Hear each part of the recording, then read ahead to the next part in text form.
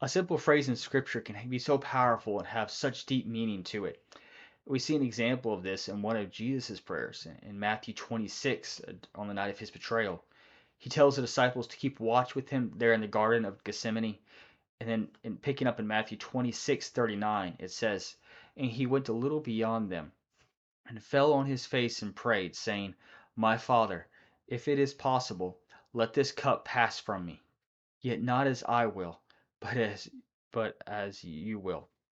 Just a such a simple concept, but so one that is so rich and so powerful and would have such an amazing effect upon our lives, and one that Jesus modeled for us of subjecting His will to that of the Father, as Hebrews says, during the days of His flesh. Um, we don't know everything about uh, Jesus' relationship with the Father while He was here during the incarnation, but we do know what Scripture tells us that there in the Garden of Gethsemane, he was struggling. He told the disciples he was grieved even at the point of death. But he subjected his own will to that of the Father. And we have to do the same thing. That we have a lot of desires, a lot of uh, wishes, and some may be for good things, but that may not be God's will for us. And so we must cling to Him, run to Him through prayer, through studying the Word, of just spending time with Him, communing through prayer, uh, drawing close to the Lord and learning who He is and seeking Him to guide us.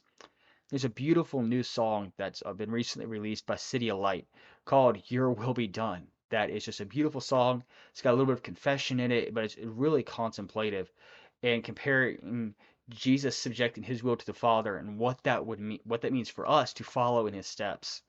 So the link is there in the description. It's Your Will Be Done by CityAlight.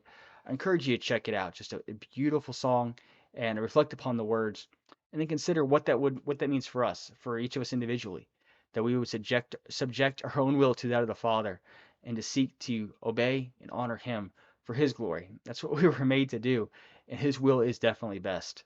So let us choose to follow it. May God bless. Scripture quotations are from the NASB, the New American Standard Bible, copyright 1971, 1995 by the Lockman Foundation, used by permission, all rights reserved.